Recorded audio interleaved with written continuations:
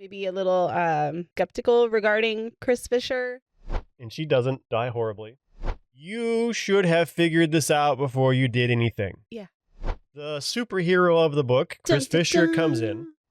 They are acting like it is their site, like they have any sort of authority. If anyone dug anything up, he would resign right now. And I was like, yes. I wrote, get him. Yeah, but please don't resign because they need you. If you can't tell, we're not happy. Yeah, it gave me the ick.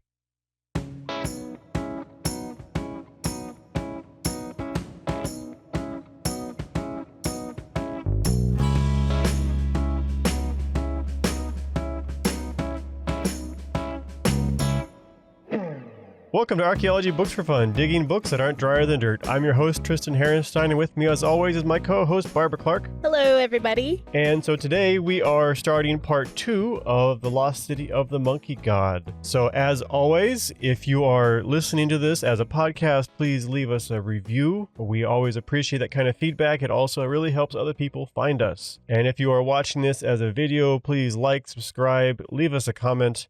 Tell us, what you think of our assessment of this book so far. Do you agree with us? Do you disagree with us? We are interested in hearing what your thoughts are. So last time we read chapters 1 through 11 of this book, and as we talked about last time, we had run into some signs that we were maybe getting some things we didn't really expect with this book. So we found some conversations criticizing the book and the expedition.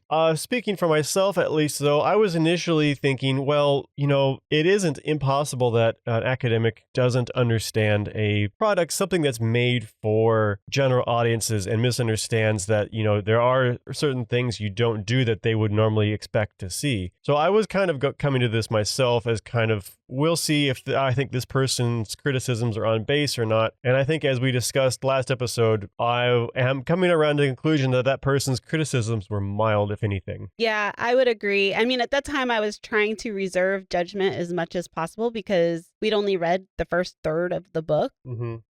And I know right now we've only read 2/3 of the book, but yeah, 2/3 of the way in, I would agree that person went a little easy right on the author in this book. And I know we're going to get into that later. We, of course, will get into that, yes. So we'll talk about this in a little more detail. But yeah, the second part has, like the first part, I think it had some parts I enjoyed that were fine. And then it has some real problems that really got on my nerves, I guess. Yeah, there were parts that were very entertaining that I enjoyed. But then I feel like when it came down to what I would consider the important stuff, it didn't do so great. Right. Yeah. So just as a quick recap, they have been looking for the lost city of the Monkey God, or Ciudad Blanca, as it's locally known. And they think that it's in this region of Honduras called Mosquitia, I think is how it's said. And there's like a long history of basically shysters saying they're looking for it, but not actually looking for it. Most recently, this wealthy man has had an expedition that didn't go anywhere because they were stumbling around in the jungle. And now they've discovered the wonders that is LiDAR, which is a pretty amazing piece of technology. And so they have done a LiDAR survey and gotten some results. And that's kind of where we left off last time. Anything I missed that you think is key in there, Barbara? I don't think so. No. I mean, definitely go back and listen to the first episode if you want all the details and to see what we were so enraged about.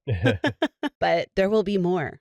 Right. So this chapter 12 here starts with the Honduras president and some government officials coming to the resort where they have done their LiDAR to see the results themselves, which I thought was a little strange that they felt they needed to physically come to a place to see digital results. I'm not clear on how that happened. Yeah, I didn't even really think about that. Or why. Yeah, because they didn't go and visit the site or anything, so. Yep. They got their quick results, and then now after this, they're finishing up the LiDAR work in a couple weeks as planned, more or less. And then the equipment went back to America, which I noted at this point that the whole thing about placing the GPS devices in the field in that village and worrying about it being stolen or vandalized had no payoff, because nothing happened. Yeah. Which I was kind of expecting, but I was, waiting to see what happens. So that's just kind of a trend. I have an issue with the book, kind of narratively speaking. It sets up a lot of stuff. And I wonder at the time, well, okay, what's the point of that? And then it turns out there was no point. Right. Yeah, there's some weird tangents that go on sometimes several pages. Right. And then you're just left wondering why. Right. And that's something that gets me as a reader, not necessarily as a professional. Yeah. In this case. So there's a lot of fanfare around the discovery, and in quotes, a small number of American archaeologists were critical, and they faced criticism and anger. One archaeologist named specifically, and will come up again later this episode, is Rosemary Joyce, professor. I forget who for right now, but apparently she wrote a blog post critical of LiDAR as a technology, which I couldn't find that blog post. I found the blog that she was posting on, but I couldn't find their search function was down when I was looking, so I wasn't able to actually search for the post itself. One thing I noticed too is he refers to her as professor. Yeah. And I didn't understand. I was like, does she not have a PhD? What's the deal? And I looked her up and she does indeed have a PhD. And I was like, why does I was wondering if it was like a sign of respect, because Chris Fisher is never considered, he's a professor as well. And he's never referred to as Professor Chris. There's been a couple, but then there's other times where he refers to them as PhDs or doctors. Yeah, so I'm like, there's no consistency, and I might be reading too much into it, but the way he portrays, to me, the women archaeologists, or at least Joyce in this case, is a lot different than he portrays some of the other archaeologists. I think there's more of a trend in how he portrays the archaeologists who were critical of them. Yeah, okay, maybe that's fair. The ones that were on the expedition with them, he seems to have nothing but nice things to say about them. Yeah. Okay, that's fair. That's my take right now, because there were other ones too where I remember he said professor instead of like PhD or whatever. So yeah, but of course, me wanting to know like the credentials of all these people, start Googling them. Right.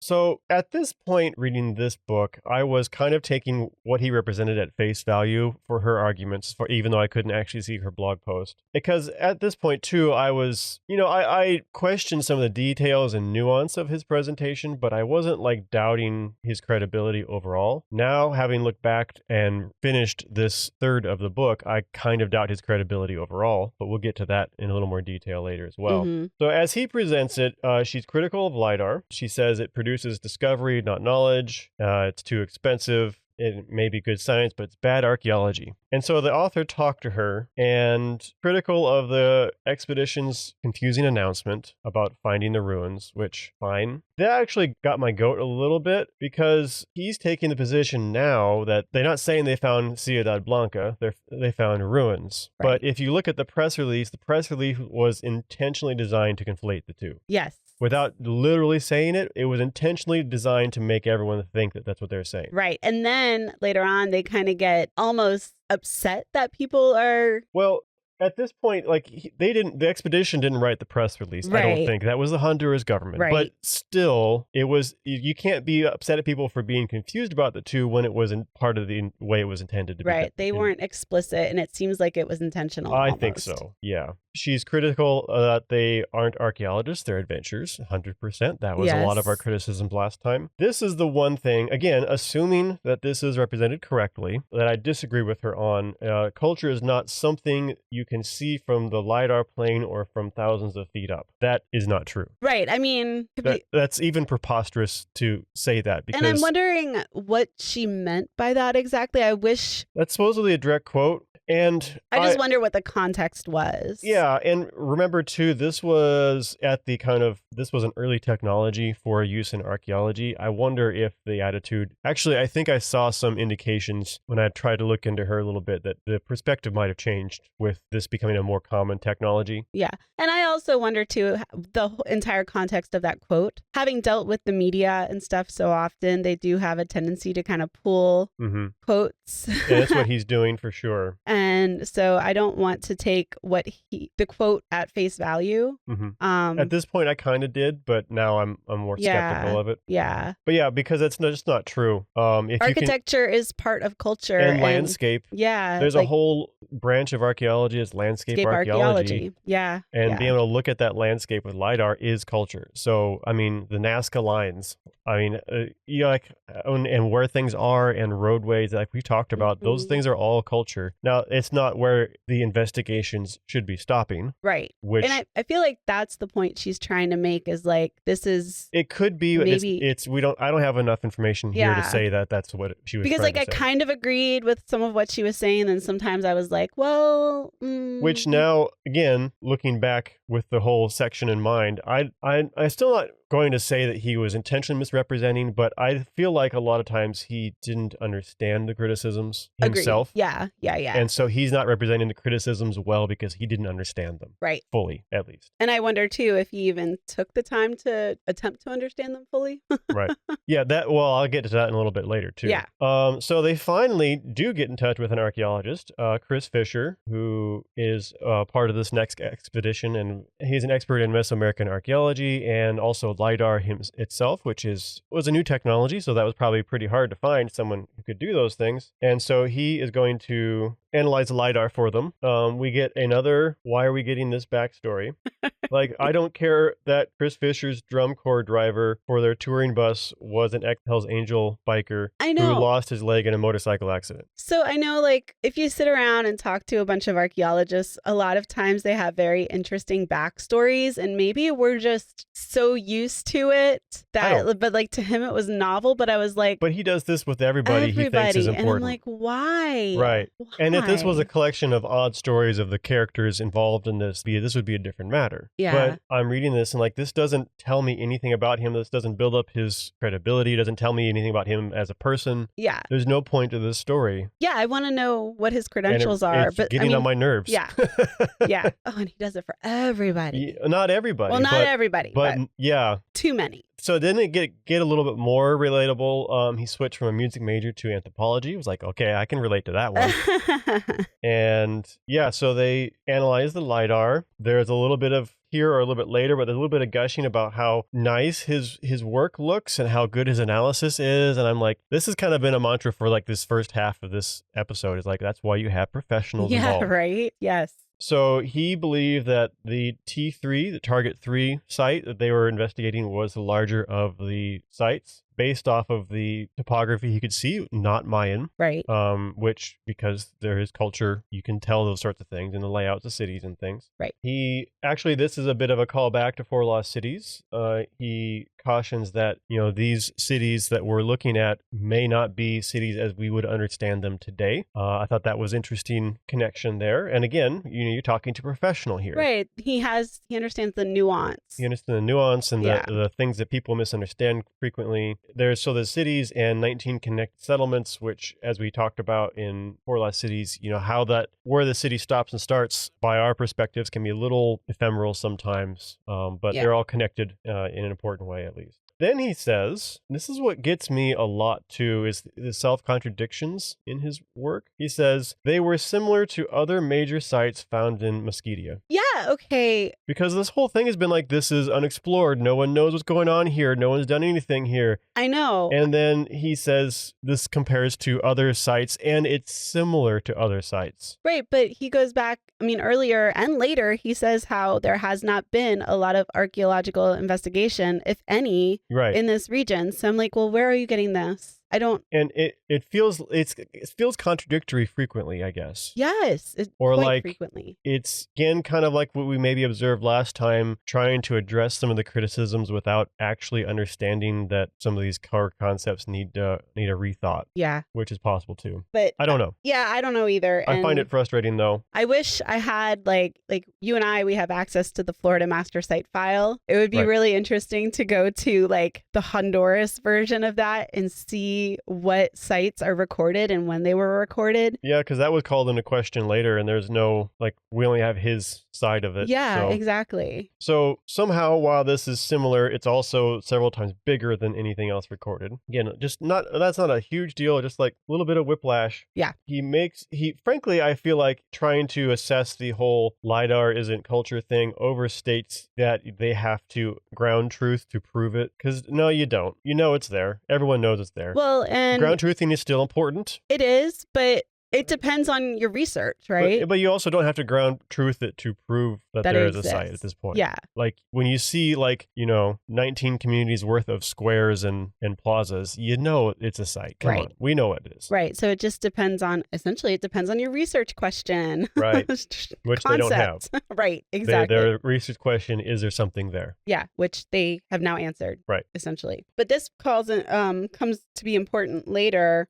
Fisher, the archaeologist, they do decide to ground truth it, and he is the one that pulls the permits for them to be able to do so. And it takes, I think, 2 years to pull the permits. Like, it's a process. So that, I think, becomes significant later on. Yeah, but I noticed as soon as Fisher gets involved and he's writing what Fisher said, the quality of the book has a major uptick as far as like content and what I think is actually like good information. Yeah, no, I would agree with that. It was notable. Like the tone was very different even. Yeah. I thought it was fascinating. Okay, so that's chapter 12, unless you had anything else in there. Nope. So we're back to 2015, and they're going to start working on T1. I forget if it was written about here or in this somewhere in this chapter, but Fisher really thought they should go for T3 as a larger, more prominent site. But basically, Steve Elkins, the guy who's funding the whole thing, overrides it just because he's, T1 is his white whale. Yeah. There's no good reason for why he's insisting on that one or the other one, except he's paying for it. Right. But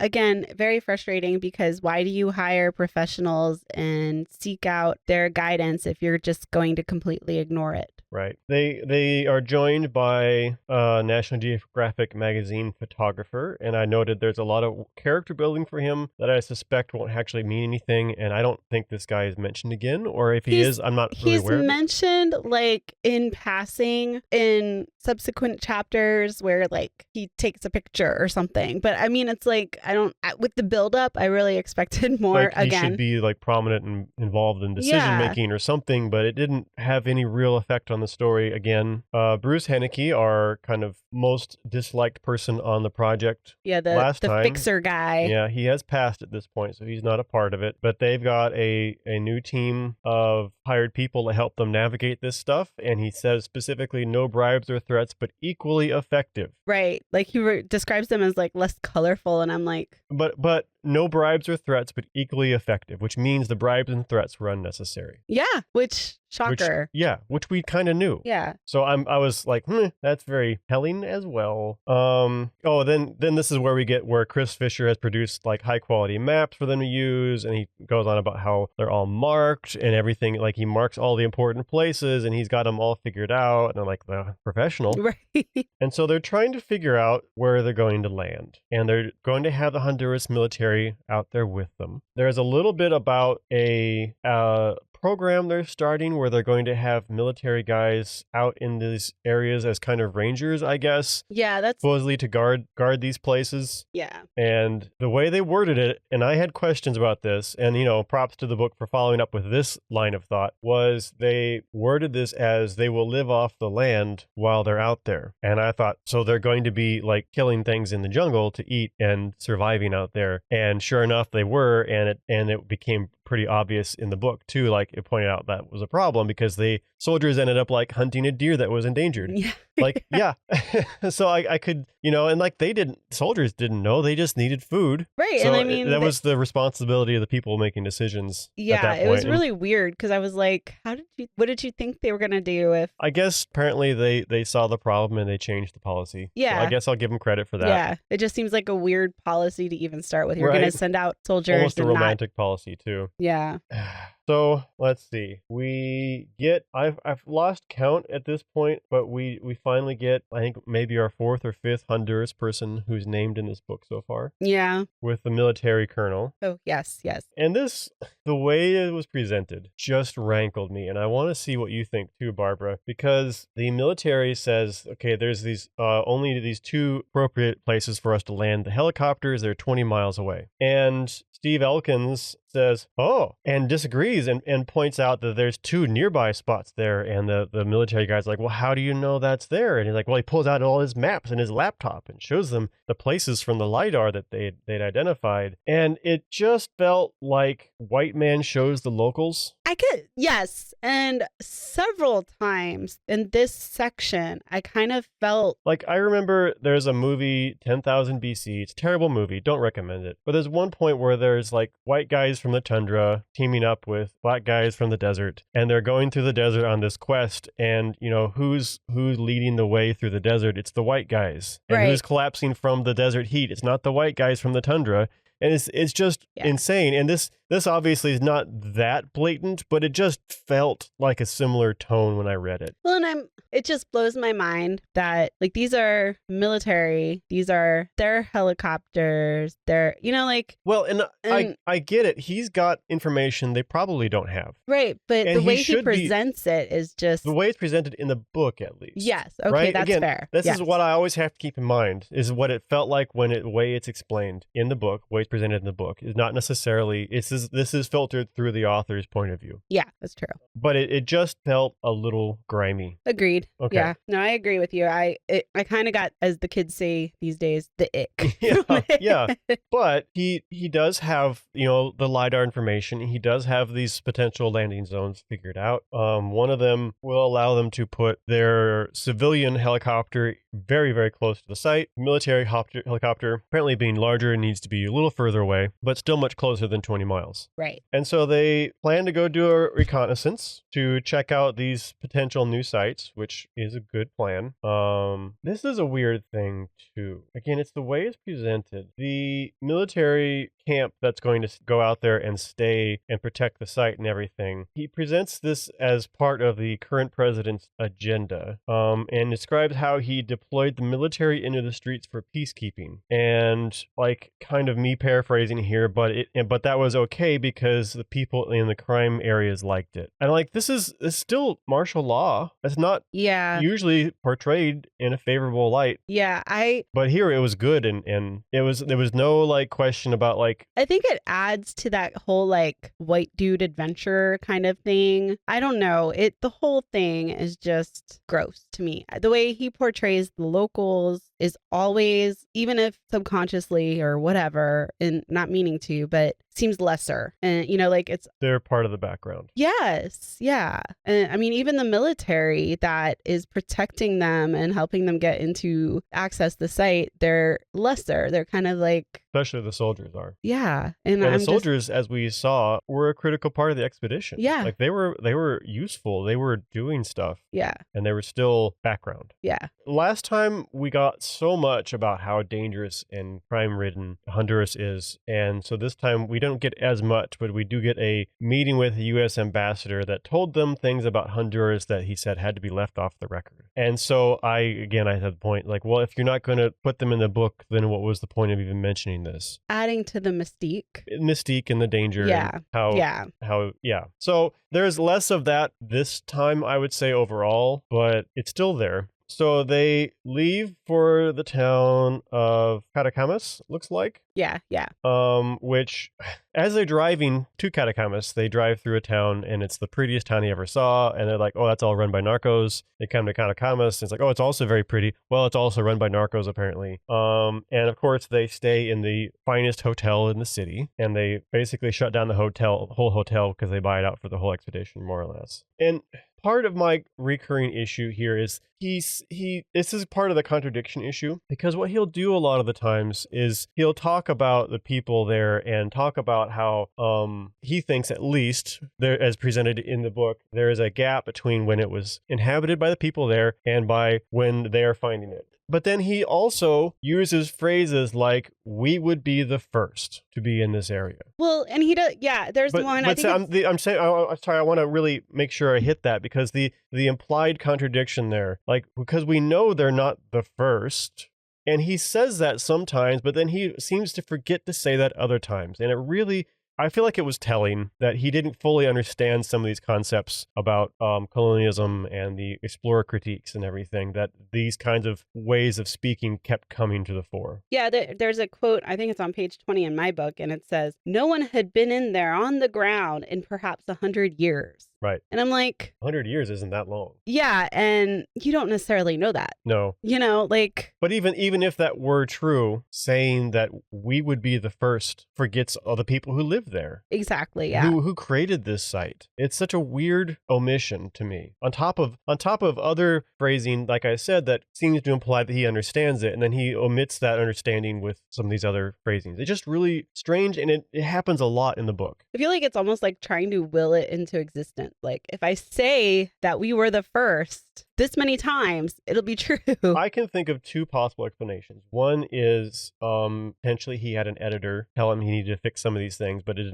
wasn't thorough enough. Yeah, that's fair. Or, as he claims again, he'll claim again last episode, and he'll do again this episode, he seems to think that it's okay to do that kind of thing when you're writing for general audiences, and there's no way around it, which is lazy. Yes. It's not true. So we'll get to that a little bit later again, too. Those are two possible reasons in my mind for why this could be happening. So then we get to meeting the British Special Air Force men that we kind of see at the very beginning of the book, get a whole bunch of details about Andrew Wood and not so much about the other two. They all have military style nicknames that he uses throughout the book, which is, kind of fine. And then we get to the meeting that we first ran into. We get a few more people named. We get 2 archaeologists who are joining and an anthropologist. 2 of them are women, so they are the 4th and 5th women, I think, named in the book so far. Yes.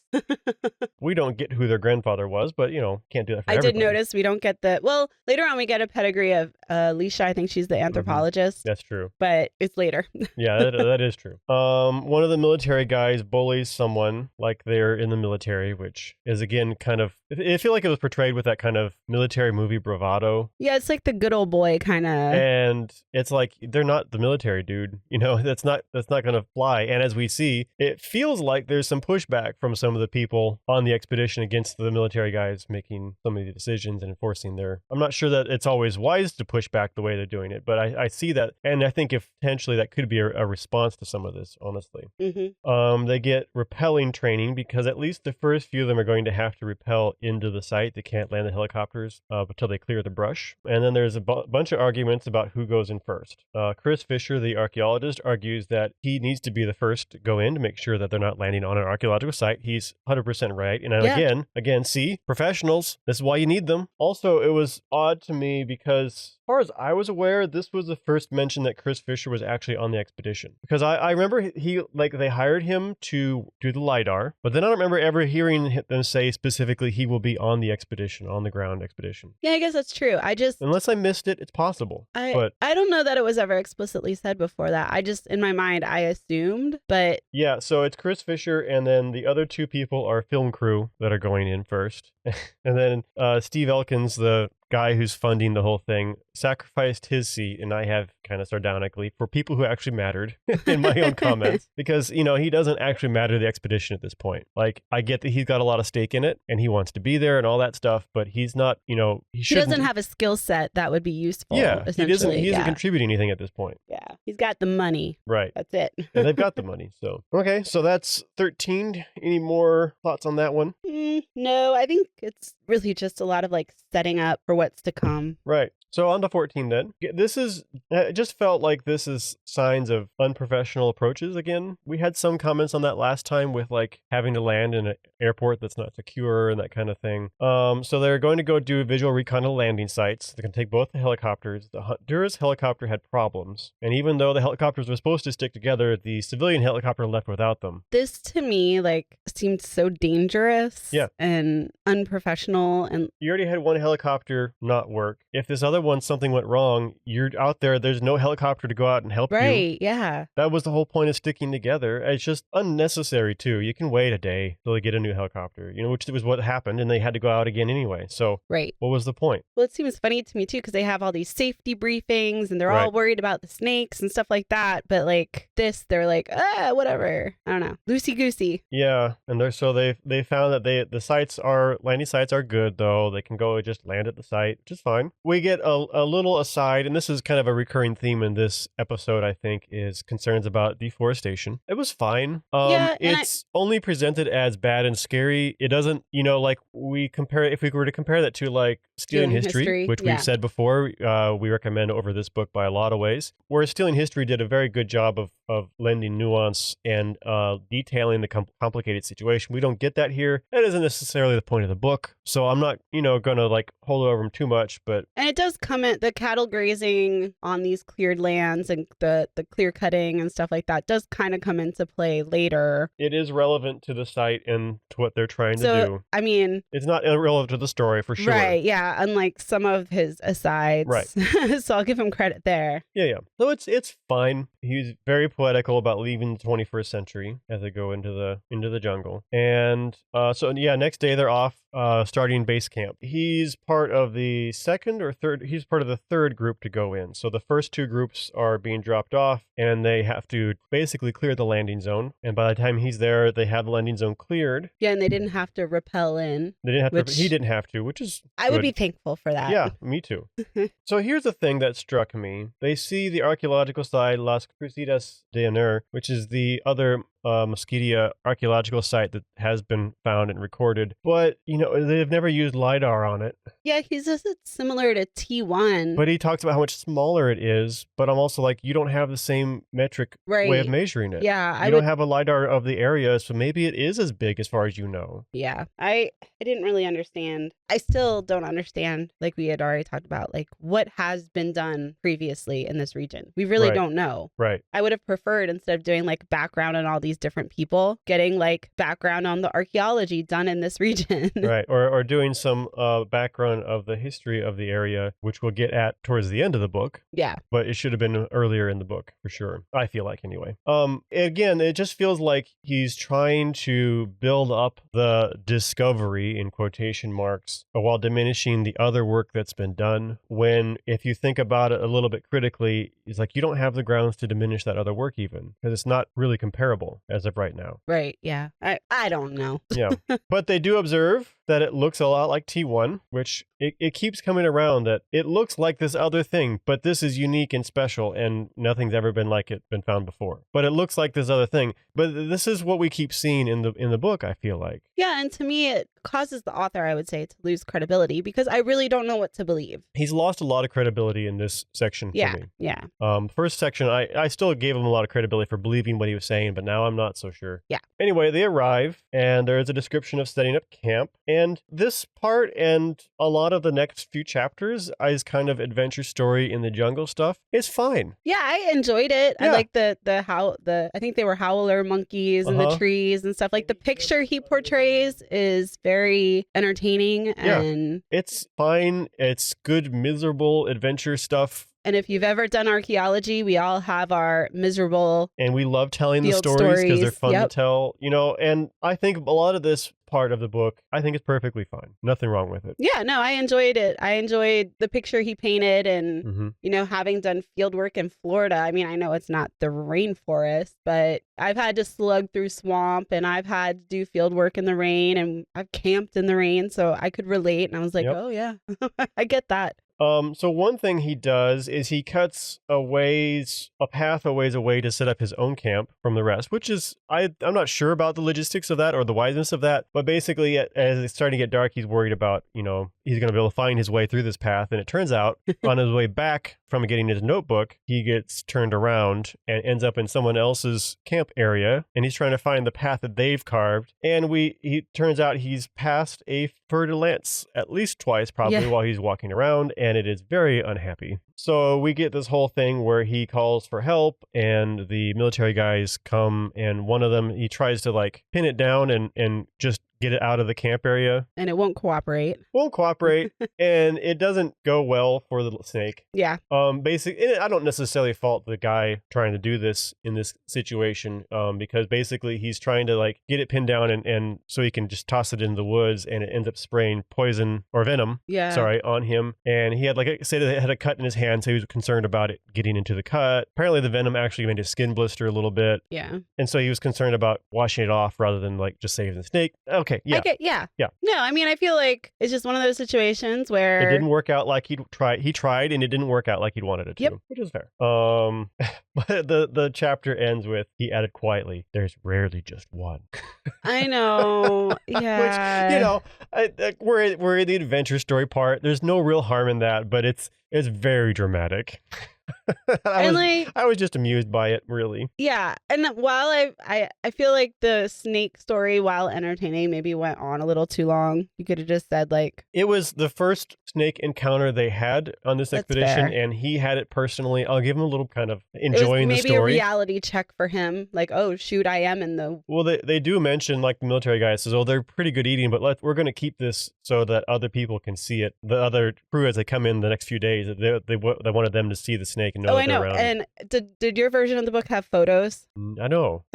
Mine does. Why doesn't the digital copy have photos? I don't know. But in the photos, it shows a picture of the snake tied to the tree. Like, that's one of the pictures he decided as an author needed to be shown in the book. Okay. I mean, I can imagine it just fine. I don't need the photo. Can you see that? Yeah, the snake head, just the head. Yeah, just the head. He like hung the head of the snake onto a tree as a warning to other snakes. It's really weird. And I'm like, why did the author decide that is what needed to be in the photos? It's very strange to me. That is. All right. So that's chapter 14. On to chapter 15. Again, we're still doing the jungle adventure story. Talked about sleeping in the jungle. Not very pleasant. They get the start of their bad weather about here with some fog that prevents the helicopters from landing. Yeah, that's right. It gets worse weather-wise. We do get a backstory, like you mentioned, of Alicia Gonzalez. At least a professional backstory, which is frankly more useful anyway. Yeah, that's what I would prefer. Right.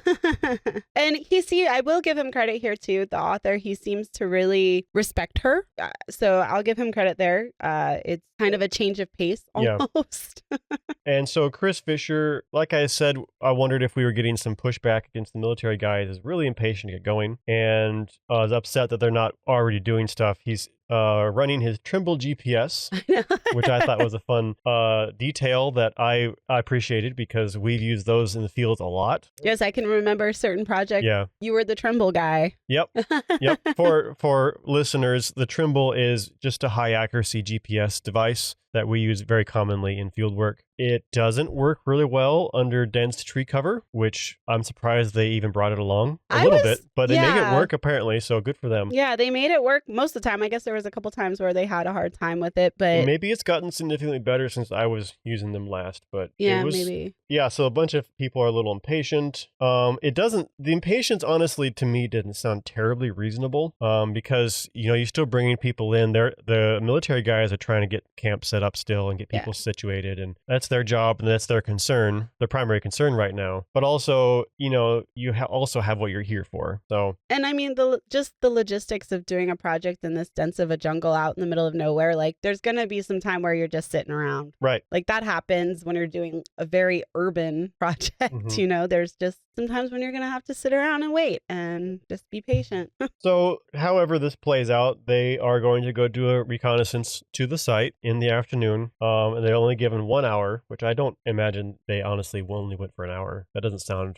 possible. I can't imagine, because I feel like an hour, especially like the density of the jungle and having to cross a river. Yeah, the path isn't established at this point and all that stuff. Yeah. But this is the first we hear about how Steve Elkins, the wealthy financier of the project, can't go because he's got nerve problems that's given him drop foot, so he can't walk well or comfortably, and it wasn't worth the risk at this point. And this is where I'm starting to feel like he's a liability to a project like this. Yeah, to me, I'm like, no, well, he's just there to see the pretty thing. Well, he's got so much invested in it, and I kind of can understand that. Yeah, for sure. And sympathize, but I also feel like if you were really invested in this effort, at some point you have to realize, like, I'm not going to help make this happen. Like, if you want to, I will give him credit that at least he does decide to kind of stay behind and stay at camp. At least at this point. At this point, yeah. I feel like he probably should have stayed a little longer than he did. We'll get to that, but yeah. I mean, and that's something, I mean, is really important when you are doing any field work, is to kind of recognize your own limitations. Yeah. And I would have sympathy. I do have sympathy. You know, it doesn't sound like a nice thing to experience in the comfort of your home, let alone trying to do it here. And it has to be really frustrating, especially in this situation. Yes.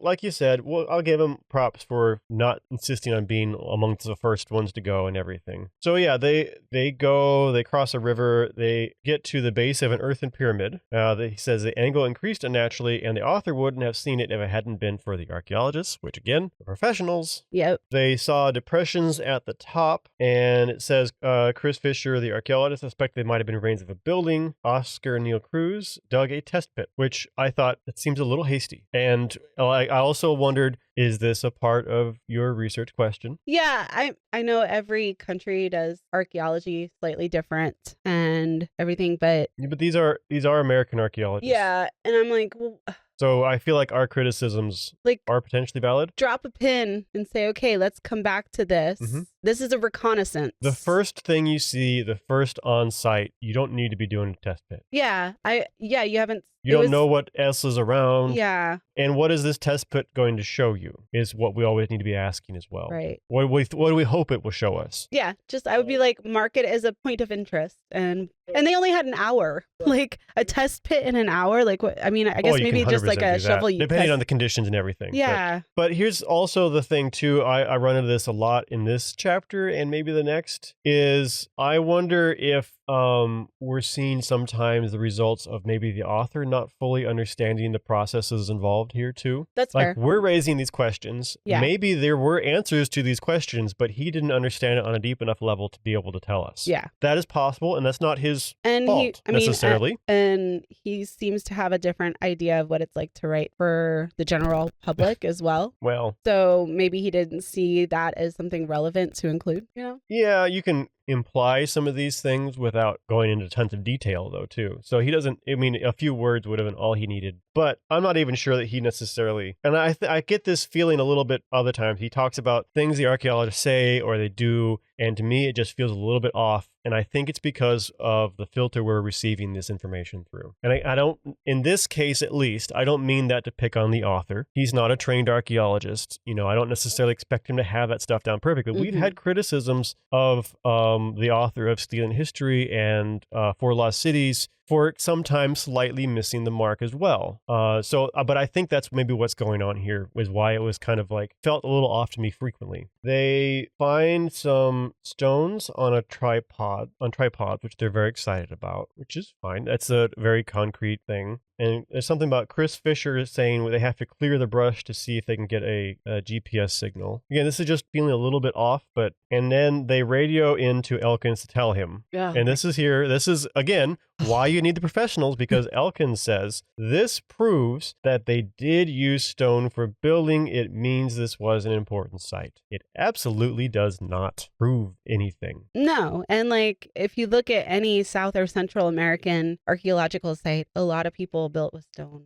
And even if they didn't, it doesn't mean it's not an important site. Right. If they had stone, it doesn't mean that they made it and used it themselves. You know, you found like one small area with a few important looking stones. That could have come from anywhere. It could have been part of a conquest of some point, and it was entirely people making this stuff, not this culture at all. Well, and this you don't is know just at this the point. Start of so many assumptions that start to be made by the non-professionals. professionals. That's true. That just drives me up the wall. Absolutely drives me up the wall. A professional in this situation would say the presence of these stones suggests what they were using stonework in their city in some way. Right. It wouldn't say if they prove. That's a very important distinction, and it's not one like in a headline for a newspaper article. I know why they choose proves over suggests, but in a book where you have the space to talk about these things, I don't feel like there's as much of an excuse. Yeah. Which actually might be why we're seeing that disparity between what he thinks he needs to write for public consumption and what we think he could be writing. Because he's, based on what he's talking about, a lot of his work talking about this subject is for articles, not something more in-depth conversation. But that isn't necessarily an excuse, because Stealing History Guy was the same way. So, I was just thinking that, and I can't remember like the resume of both to compare, but they both seem to be like investigative journalists. Mm-hmm. So they know they're, I would assume, trained to dig deeper. Well, and I was thinking more, maybe it's not a part of his training or experience to explore and expound on an idea in more depth. He's used to maybe having to get it written up in 800 words or whatever. Yeah, yeah. Whereas something here, that catches the eye of we the want public. him to dive deeper and get into this more because he has the space for it. Yeah, that's fair. Maybe that's off. I don't know. They get to a plaza. And again, this is one where it sounds nearly there. They were probably once public buildings, said Fisher, indicating long mounds surrounding the plaza, perhaps reserved for an elite class or royalty. All of this would have been open and very impressive. I imagine this area was where major ceremonies took place. I was kind of confused by that because he says, you know, like they're public buildings, but then they're reserved for like the elite class. And it's a lot of strong assertions. Especially early on. Early on that I feel like an archaeologist would probably not actually, like conversations in the field and theorizing about what's going on in the field is different from like when you write it up. Yeah. That's fine if that's what we're seeing. But I feel like, again, I think we're getting this through the author's filter sometimes. Yeah. And no, there's I would more agree. assertions here than I Because suspect especially we would later see. on, because at this point I was kind of curious, maybe a little skeptical regarding Chris Fisher. Mm-hmm. Yeah. And I think part of the reason is because we are getting his words like through a filter. Exactly. Because later on, I'm like, he's oh. the hero. Yeah, exactly. Yeah, he's the hero of the book, as far as I'm concerned. Yeah. But here's how I would expect this to be phrased a bit more, because part of this too is like they're making the claims that this is a completely unknown culture. Well, then you can't make these assertions about a completely unknown culture. Right. But he's an expert in Mesoamerican cultures, and so he could be phrasing it almost like, based on how we've seen this in other Mesoamerican cultures, this is what we're seeing. Right. Yeah. And that's I think probably what he was saying. Or at least meaning to imply, and it Yeah. maybe didn't come out perfectly, and I get how that works. Yeah. So I thought that was, again, it's almost there, but it just has a consistently slightly off feeling that makes me think that this is the author. Yeah. And again, I don't necessarily mean that as a harsh criticism of him. We have some harsh criticisms of the book and of the author. That's not necessarily intended to be one of them. It's just, he's not trained in this stuff. They think they find a possible ball court. They have the bus mound, which they're very excited to see. It apparently looked like a bus from LiDAR. So this is a thing that happens in the field, right? That looks like a bus. It's the bus mound, and it has no actual bearing on anything relevant information, but that's just the name everyone gives it, and that's what they refer to it as. That is 100% accurate And for what sometimes happens. that name sticks even in the official reports. Right.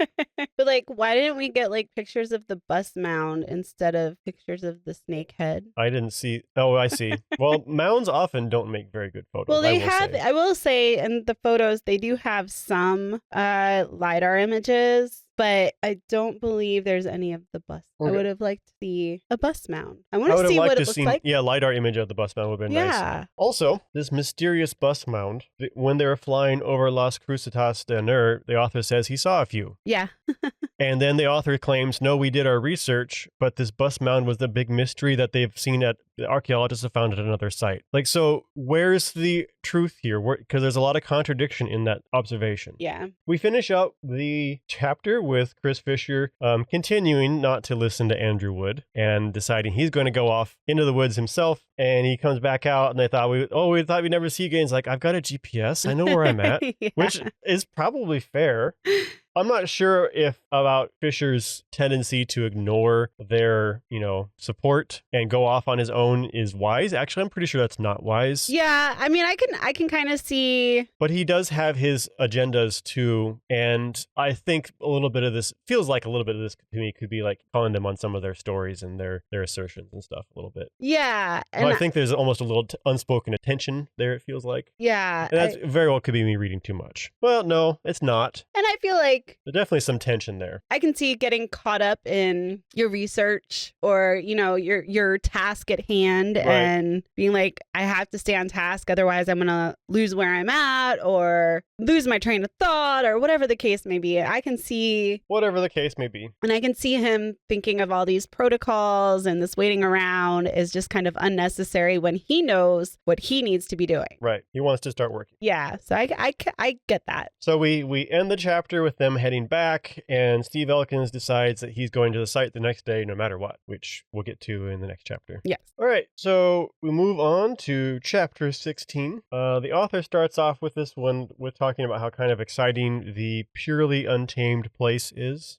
which is a little iffy in this way it's spoken, but here's kind of that contradiction again I was talking about. The hostility of the environment only added to the feeling of being the first to explore and discover an unknown place. And again, even if you assume that there haven't been people there in recent history, that phrasing ignores the people who built the place. I know, I was like, in my notes, I was like, you're literally seeking out a city in the jungle that you say is uninhabited or has been uninhabited. Right. And it's a minor thing, but those kinds of phrasing is important, and there's no reason for them. And again, the fact that he seems to get it sometimes and keeps falling back to those phrasings is a contradiction, and it bothers me. It bothers me too, because this, supposedly magnificent city was built so long ago in this jungle that you, with your tents and your bug sprays and stuff like that, think is just uninhabitable. Like, the cognitive dissonance. Yeah. Is just, and there's still people that live in similar environment all around this area. So right. I mean, some of the soldiers that are with them, we'll find out, came from a town 25 miles away. Yeah, they're indigenous. Which 25 miles, I know through a jungle environment is a long ways away, but that's not that far. No, and this jungle is like huge. Yeah. So yeah. Anyway, it starts raining, and it basically rains for the rest of the expedition, which sounds awful. Yeah, it sounds miserable. Like, it really does. Him discussing like going to sleep at night and having to like hang up your clothes. And I was just like, ugh. This got me a little bit. Some people reported hearing a jaguar prowling around in the night, and one of the military guys says they almost never attack humans. And the author doubted this because of Bruce Henneke's story. Oh my gosh, yes. I know. Like, and I was like, really, dude? You doubt the soldiers' story, but you believe unquestionably the story from the obvious braggart? Yeah, like the soldiers who grew up 25 miles from here in the jungle. Guy. This guy was one of the British soldiers. Oh, yeah, that was the British guy. You're right. He still has lots of experience in these areas. Yeah. And if you've dealt with like any wildlife ever, like if you have a camp of people, most of the time you're fine. And we were talking about last time about how it was strange to us that the author never seemed to question any of Bruce Henneke's stories. And that's, again, he idolizes him. He's believing those stories over the guy who's in front of him advising them. Yeah. It's who they hired to advise them, not to be their bully fixer. And like, maybe you should actually be questioning the other way around. Right. Anyway, the archaeologist is ready to get going, and they start heading off. Alicia Gonzalez has a bit of a scare because she starts sinking into the mud and just keeps sinking. That sounds horrifying. It does. Like, as I was reading this, I was like, oh my gosh, I would be panicking. Yeah. Couple of the military guys get her out, though. British military guys. The Honduran military guys aren't present yet because they have to make their way through the jungle. I guess it's her snake gators were causing her to like sink into the mud, which was confusing to me at first. I think I see what he's saying happened, but the snake gators I've run into are open in the back and then just cover the top of your foot. They aren't like a full boot. And so I wasn't really clear on how the snake gaiters filled with mud and was pulling them down. I think it must have like pulled away from the shin enough, but still sealed against the leg enough that there was a gap there that was filling with mud. Is all I can really Maybe. figure. I have seen boots that are snake gaiters. You think so? Okay. They go all the way up to underneath your knee. Yep. And they're regular boots, but they lace up really high and they have the snake gaiter stuff in the boot. Okay. But he calls them snake gaiters, so I would assume it's like what you were talking about. I don't know. Which, what I was talking about, you can picture it's kind of like a piece of medieval armor in the way they're shaped, at least. Yeah, I always think of them as like if you've ever played soccer, shin guards almost. Shin guards and top of your foot. Yeah. It goes over the top of your foot because that's where the vulnerabilities are. So anyway, it doesn't matter, but they think that's what happened, and she doesn't die horribly. They decide. Steve Elkins manages to get to the site, and they decide that they're going to fix ropes the next day. It's like, well, he probably should have waited for that to happen. Yeah. I feel like, again, just the danger to him and everyone else in this situation. Well, that's what gets me again. It's like a simple thing that they could have done ahead of time. Or a plan for it.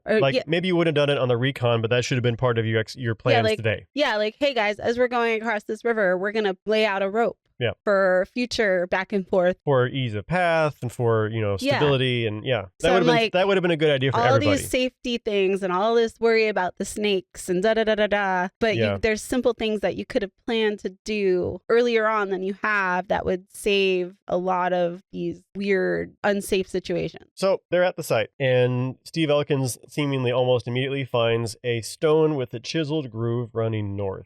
This is another one that gets me, Tristan. And, a bit and then a bit not. Someone suggests that this groove was for draining the blood from the human sacrifices, and the archaeologist gets after him for speculating. My hero. Yeah. He should be, especially for something that sensitive. Yeah, because I was like, really? There's no proof, dude. But the film and photography crew do their thing. Steve Elkins gets interviewed, which I guess fine. It feels a little ick, I guess, as you said. Yeah. But I don't have enough context here to know how I really feel, about the details and everything. Because on the surface, there's not necessarily anything wrong with that. Yeah. I am interested in possibly watching the documentary after reading this book. Yeah. Just to maybe compare. I mean, I know I'll hate it and I know it'll make me mad and I'll yell at my TV, but just as kind of a comparison and see if it lends any further context to what was written. Yeah. There's some interesting descriptions of the machetes. They have reflective tape on them so that you can, for safety reasons, because machetes, as we know in Florida, are extremely dangerous to everyone, including the person using them. Yeah. So the reflecting tape is there to try and help them be more visible. But, I know people will sometimes hit themselves with their own machete. Oh, yeah. I had a coworker that hit himself in the shin. And you think, oh, that's stupid. How could you do that? Well, when you've been swinging that machete for hours, you're hot, you're exhausted, your attention lapses, and it snicks through some brush easier than you expect. Mm-hmm. It's so easy just to do that. Yeah. So it is a real concern. And tape wouldn't have prevented that sort of thing, but I guess it can't hurt to have it on. Well, and I mean, there apparently even with the tape, there were still some close calls. Yeah, which there would be. Yeah, there 100%. would be. I'm not surprised. And I wonder if machete safety was included in the safety briefing, because well, even with a smart approach, I think it wouldn't be unusual to have some close calls. No, definitely not. But again, I don't have the information to know. Yeah. Were they being smart with this? I don't know. Or they just kind of going wherever they wanted and people ran into each other. It's very possible too, from what we know. So they get to a second plaza with larger, more earthen mounds. Chris Fisher heads to where he thinks a ball court might be. Yeah, there's a good explanation of the ball game, which I thought was interesting. I would be curious. I know we may never know this unless there's some kind of written language somewhere, but it'd be cool to see if what they think is the ball game for this culture is similar to the ball game of like the Mayan culture. And I know he talks a little bit later on about how this culture may have come to be or whatever, but yeah, I feel like with careful research of the ball courts and comparison between them, you might see some indication on variations, for example, between the different games or something. That could be actually pretty interesting. Yeah. I've always, even as a kid, I was fascinated by this ball game that they played. And to be fair, again, to the expedition at this point, that's not kind of thing they would be getting at here. That would be a much later investigation, much more involved investigation. Yeah. I did like when he was talking about the rain and he said that there was a rich odor of life. And it reminded me of you, Tristan, how you say Florida has a smell. Florida has a smell.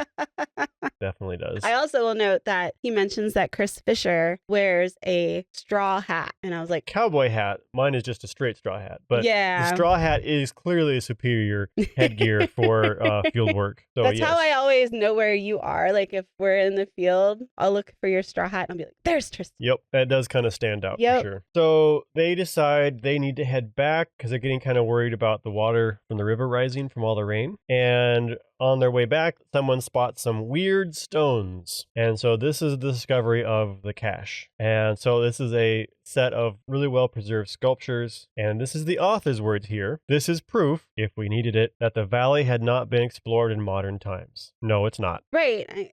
Like you could have walked past this 100 times and never seen it. Yeah. So could anyone else. It's not proof of anything. I'm no, sorry. Just because a site is not thoroughly looted doesn't mean nobody's been there. Right. And to me, it shows their mindset. It's all about the thing, or like the people that may have visited there beforehand. Maybe they saw this as a sacred site and they didn't mess with it. Which is what seems to have actually happened. Right. So again, Chris Fisher being the hero, basically orders everybody stop standing on the cache, get out of here, ropes it off, and only allows certain people in there to measure and map the thing. Which is you don't, if you've got potentially sensitive artifacts there, you don't want people walking all over it. Right. So yeah, Elkins waxes poetical. I have about what being meant to find the place. That was weird to me. I've seen that a couple times in the book. Like it's a god or some other god. And I'm like, no, you use science. LiDAR. You use LiDAR, yeah. Use science and technology. Yeah, it's, if you're talking like purely poetical and ignoring some of our critiques of actually not being the ones to find it and all that, it doesn't bother me. But considering the full context of all this other stuff, it's still kind of weird. It just adds to the whole old white dude explorer guy vibe. So the cache, Fisher says it might be an ofrenda, which I'm not super familiar with the concept. I've heard of it before. I don't. But I think the idea is it is a object sacrificial area potentially. Yeah. Where you're sacrificing precious objects rather than like, animals or something. And I know other cultures have done this kind of thing too. I was just going to say that. But a later excavation uncovered 500 pieces from this place, which is pretty cool. But it isn't, again, it feels a little more focused on the things, but that's the least of my complaints of this book at this point. And it might be one of the things that distinguishes this culture from neighboring culture, that's super important. Yeah, no, I mean, because there's going to be variations. Figuring out where those variations are is a lot of what you would be doing for research. And if it is a site of offering, I think it could be interesting to compare that to other similar sites of offerings, with other cultures, and it kind of might give you an idea of what these people held to be significant. Mm-hmm. Like there's a lot of research that could come of this. Yep. So they head back to camp. The river was fine, but better safe than sorry kind of a thing. I know. I did appreciate that. I was like, hey guys, good thinking ahead. And the author is a little funny. I do get a kick out of this because he's a little almost admiring but exasperated at Chris Fisher's energy. Because they just did all this. They're back at camp and Fisher's like, I'm going to go check out these earthworks I saw that's behind our camp, the other direction. And he's like, oh my gosh. But he goes along with them apparently. And they find it and they think it's actually a reservoir for water, which made me again think of Angkor Wat. Yes. And the idea was this reservoir was used to store water during the wet season to be used during the dry season later for crops specifically. Alicia Gonzalez observes a few trees she thinks are cacao trees in the area, which could be an indication of some kind of crop growing. Yeah. I would love to, I hope in the book they talk a little bit more about her research, because I think some of the things she's doing is really fascinating. Yeah. Looking at like the plants, possible agriculture, that kind of stuff. The author says later, with more conversation around the cacao trees, that there's some debate on whether or not these were actually cacao trees. Yeah. There's different species, I guess. There are different varieties. There's related species that aren't actually cacao. Yeah. It was a weird thing to throw in there at that point after we've talked about mapping the cacao trees for so long. Yeah. And I don't I'm know like, quite can't what you the just take a reason that. sample and bring it back to a lab? And And he doesn't expound on why it's debatable, because yeah. having a professional there identify these trees, I would be inclined to trust, unless it's like she did a paper and there's some peer review critique of and doubt of through that, but he doesn't tell us this, Right. you know, so I don't know where that potential skepticism comes from. And I would like to know a little bit, at least, you know, imply something for us. Yeah. But, you know, the important thing about all of this is they're talking possible. We think this is what might happen. And I like that, you know, field hypotheses are not the final story in this kind of thing. And that, if you ever watch the British archaeology show Time Team, that's actually one of the major critiques of that show, is that they're doing field hypotheses, but they're not doing any of the follow-up in that show. While that show is good in a lot of other ways, that is one of the major critiques of that one, as I understand it. We get Virgilio Paredes arriving. He is working for the president. We get a pedigree for him. But yeah, so that's kind of where the chapter ends, is he shows up and kind of gets the scoop on what they've been working on. So on to chapter 17. I think the soldiers showed up last. Yeah, they showed up and they started making their camp. And I think that was the chapter where they killed the endangered deer. Yeah, because they walked by them hauling the deer back for dinner, basically. Which I had this mental image that was pretty funny. Yeah. So in chapter 17, one of the archaeologists, Anna Cohen, starts mapping the cache, and some of the soldiers are helping her, which, again, this is kind of me when I was talking about how they turn out to be pretty important parts to this narrative and they don't really get much observation. Like, this is actually pretty significant that they're helping with the archaeological investigation. And actually, as archaeologists and trying to impart stewardship to people who may not have a connection to it, that's a pretty critical tactic to use. And if the idea is for them to place soldiers at some of these sites to help protect them, having them take part in the excavation gives them kind of a sense of ownership and a sense of duty, right? Which I think is really important. And it helps them understand archaeology, like why it's important that we protect these sites. At least how it's different from just digging it up, how careful it is. Right. And and it also, it's their heritage more so than anybody else's.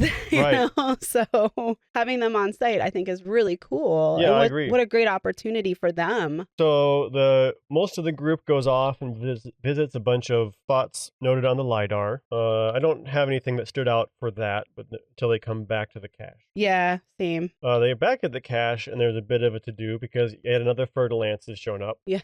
And chased people around a bit almost, sounds like, and then hidden under a log and preventing them from actually going back and dealing with it. Yeah, I guess they were thinking there was like artifacts underneath the log that they would want to map or something. My understanding was it was like in proximity to the cache enough that they didn't dare go and deal with the cache more because it was too close. Yep, that's his log now. Yep. Well, that's his cache too. We're gonna go away now. No, they what do they do? I think they move it, don't they? I think they come back to it. Come back another time. Yeah. So he actually, this is kind of, again, you mentioned the author seems legitimately interested in what the anthropologist Alicia Gonzalez has been working on. And so she talks a bit about how she's been talking to the soldiers and how they are actually locals and indigenous Hetch, is how I would read that in English at least. I think that's how I've heard it pronounced, yeah. And they're very impressed with the place.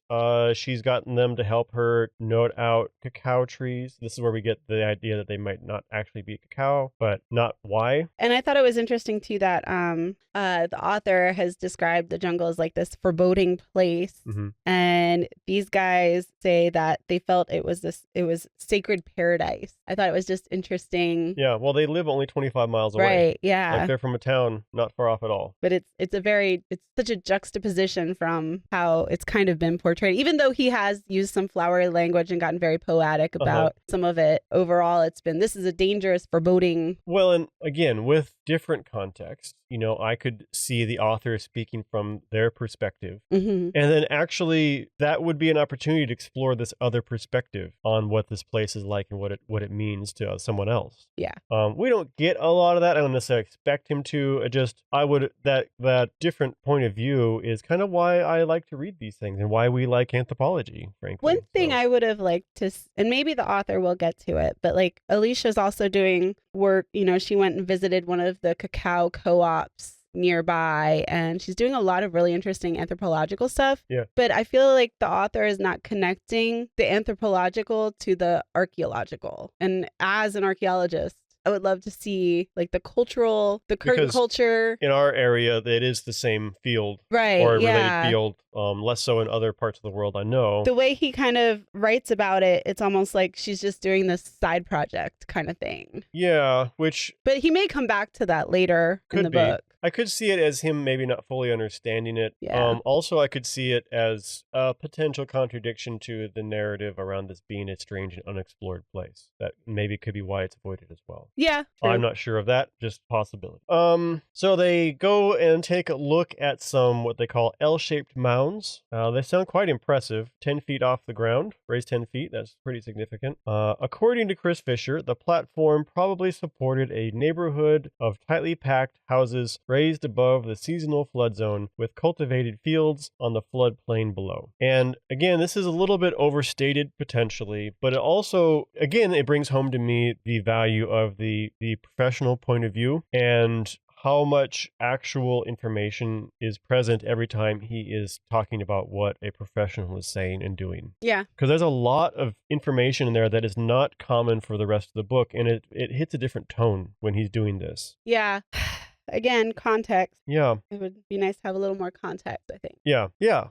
We get a very random story about someone falling in the water and destroying their camera that doesn't have any real weight on anything. I thought it was a little weird aside to include. It isn't even like, this is such a dangerous or difficult place. It's just someone fell in the water and their phone got destroyed. Yeah. Okay. They come across another series of plazas downriver. There's a little side conversation about how GPS and LiDAR made this whole thing possible, which is a weird conversation to have in the book at this point because it's already pretty well established how I think critical they were. I got the feeling they were just kind of sitting around. Yeah, and but that came like it's odd to have it at this point in the book still, narrative wise. Yeah. Apparently, and I liked this, there's some disagreement between the archaeologists about whether they're looking at independent clusters of the same city or entirely separate communities. That's good. Yeah. There should be that good discussion, and that should be part of investigations and research. Not necessarily something you would solve this expedition. Right. But I just like that they're asking questions and there's some critical thinking going on. And that kind of debate and everything is great. I like it. This was relatable. It didn't seem like it has a point, but it's relatable. They went to check out a hill they thought was another pyramid, and they decided, no, this is a natural hill.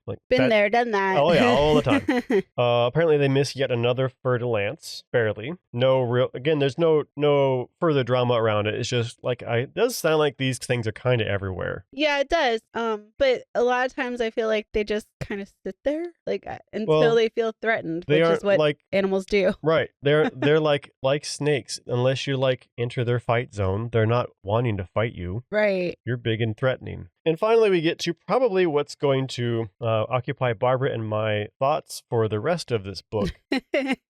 Yeah. And they're back at the camp, and Steve Elkins calls a meeting. And he and someone else argues that they're concerned about the threat of the site being looted. And they present an argument that between the narcos and the deforestation, they need to remove an artifact as proof that they found the place and to use it to raise money for a swift excavation. Which at first I thought they were talking about auctioning it off or something. And I was like, what? That is not what they're saying, but that was not necessarily clear right away. That's how I read it the first time, and I was like, are you kidding me? Yeah. And then he says, and I quote, "We've opened Pandora's box here," he said, "and now we had a responsibility to protect the artifacts. You should have figured this out before you did anything." Yeah. You knew there was a site. You knew there was likely to be artifacts. You had a responsibility to figure out what the procedure was before you were in the jungle to figure out how you're going to handle this kind of thing. It blew my mind. And also, I was thinking too, you had soldiers come out here as part of a program that was going to help protect these sites. There was some discussion already about protecting the sites. Why was this not part of that discussion? Yep.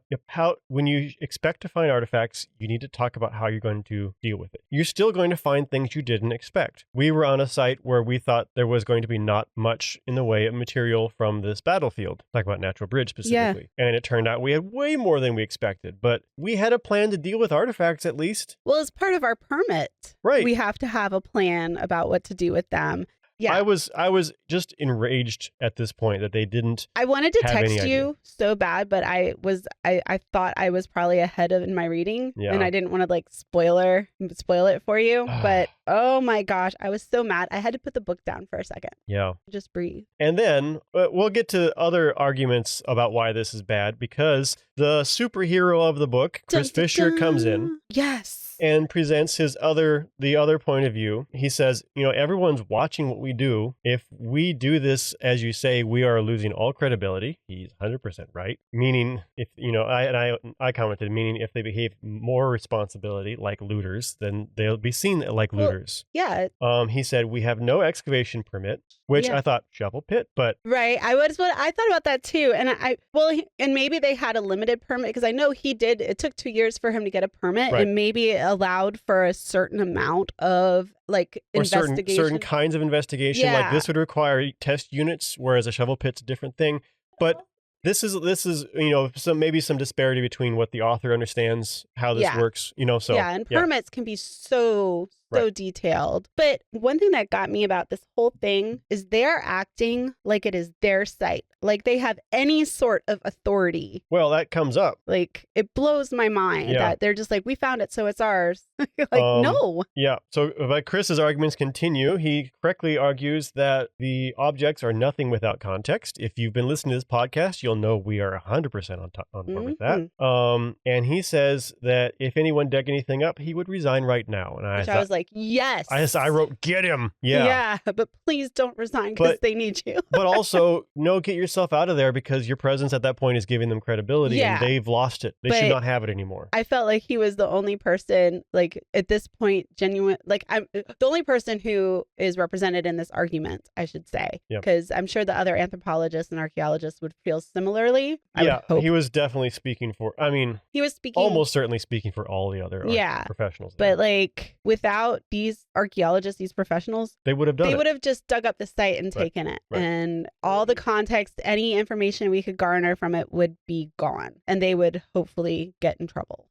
Right. Probably not, though. But my pessimism there. Someone presents the counter argument, what if the cache is looted? And he says, quote, we could not engage in unethical behavior in anticipation of the illegal behavior of others. That's a good quote. It's a perfect quote. Yep. And besides, he said, it wasn't our decision. This wasn't our country. Yeah. Thank you. I had in all caps, get him at that point. Like, good. Yes. And at that point, we turned to the representative of the Honduran government present, who I didn't put his name down, but we mentioned earlier. And, what does he think? And he says, you can't dig it. It's not for you to do. Which I'm like, why didn't you start with him? Yes. Like, he is the government representative. Why did you, like, because to me, I'm like, why is this? Yeah, why are you arguing about this? There's no argument to be had. No, he actually made the point. Oh wait, so I'm sorry. This isn't this guy I thought it was. This is Oscar Neil Cruz, which I forget what his role is, but he's government representative still. Oh yeah, I can't remember. But he actually says the narco traffickers are actually going to add some protection to the site because they don't want people snooping around in the area, and they are interested in the site because it's too hard to get to. It's not easy money, and which is probably reasonable. They're making good money doing other illegal activity. He would know better than the alarmist responses the other people are presenting. Yeah.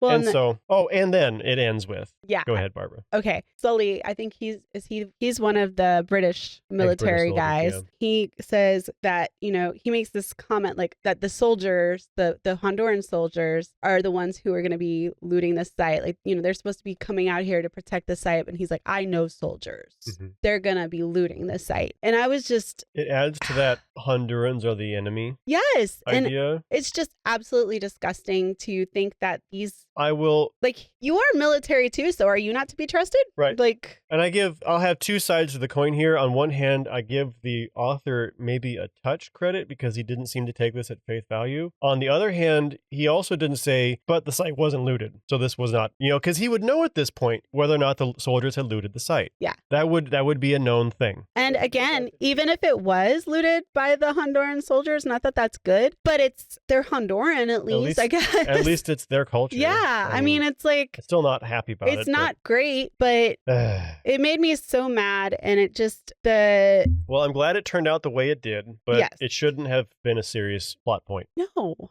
Actually, that is about the strongest point of the book so far, I would say. Oh, 100%. The fact that it was resolved that way, and the author seemed to present the archaeological arguments very fairly and accurately. I don't think he necessarily does that later. We'll get to that. But he likes Chris Fisher, I think, and that's part of it. Yeah, he does seem to. Which I can pick up on that. And he's more likable than what's his bucket? Heineke? Heineke, yeah. He's more likable than Heineke at least, so. Boy. So that was kind of the peak of this. It made my blood boil. Oh I was boy, so I was mad. worked up. But moving on to chapter 18. Raining has continued almost nonstop. They wanted to do an aerial recon of T3, but they couldn't do it because of the weather.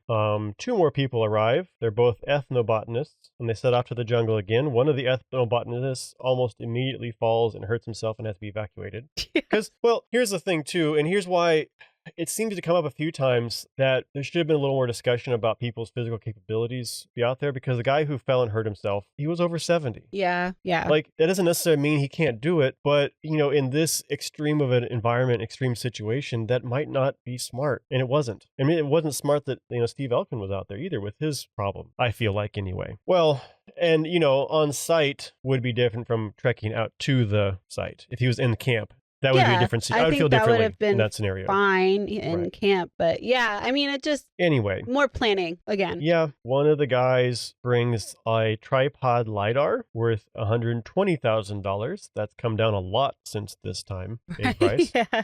But their plan is to do a detailed scan of the cache, which is good use of that technology. It was funny to me that once he set it up, he was just able to leave it out there because nobody else is out there. Right. He covered it and just left it out there. And even though no one else is out there, it's still $120,000. I know, it made me nervous. It really would make me very nervous. What if the spider monkeys get it? Right. Or, yeah. Anyway, it seemed apparently fine.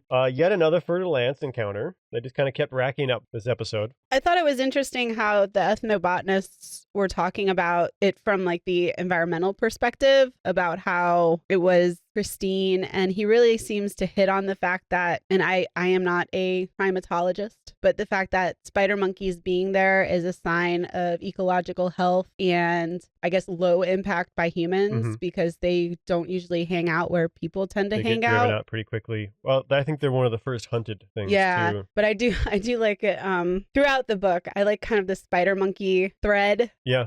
Yeah, that was nice. Them yelling at him because they're tying their hammock to the spider monkey tree, and Chris getting pelted with flowers from the spider monkeys and stuff. They're just kind of a cool little aside. And it adds to the adventure aspect in a very positive and enjoyable way. Yeah. We're ranting about the stuff that matters to us here, but the adventure aspects of these chapters I thought were generally pretty enjoyable and fun. But it was just interesting to learn about, the spider monkeys and the ecological aspects. I do like the way the author kind of adds a little bit of that stuff into it too. And it does seem, I will give credit to the research in and of itself, they took the opportunity to bring in a lot of different researchers and maybe get, a lot of information out of this one project or this one visit. So at this point, the author notes they're running out of days very quickly, which it isn't a lot of time for what they have to try and do. And they finally get a chance to do their reconnaissance of T3 because the rain did stop for long enough to do that. The report was it's much bigger than T1. It's very beautiful. The terrain and tree canopy is much easier to deal with. And I'm like, maybe you should have listened to the professional who said that was probably where you should go. Yep. But I guess that's a moot point at this point. But they find the petroglyphs. I can't remember who it was that. That's not till... Oh, it is this one. The soldiers said they found petroglyphs. That's right.